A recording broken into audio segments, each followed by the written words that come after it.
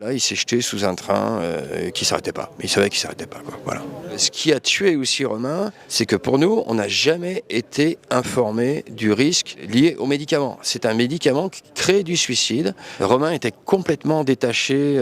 On avait l'impression qu'il n'avait plus aucun sentiment et il était complètement désinhibé. Alors ça, c'était les phases hautes. Hein. Et puis, il a eu des moments où il avait des crises de catatonie. C'est-à-dire, il était immobile, prostré et il ne savait pas ce qui se passait dans sa tête. Hein. Il m'en a fait part. Enfin, une fois, on l'a retrouvé assis dans sa douche, le regard fixé à l'infini, il ne pouvait plus parler. En discutant avec lui, il m'a dit « Papa, je ne comprends pas ce qui se passe dans ma tête. » Même si ça fait 30 ans que le médicament est sur le marché, qu'il y a plein de drames, il est temps d'arrêter ça et chaque jour compte. Je suis venue pour les soutenir parce que je sais, et elles savent aussi, ces familles, qu'elles en ont pour au moins 15 ans de combat judiciaire. Et je crois que c'est très important, ce combat est très important pour qu'une prise en compte ait lieu sur les dérives systémiques qui mènent à ce que des médicaments mal contrôlés soient mis sur le marché et restent sur le marché.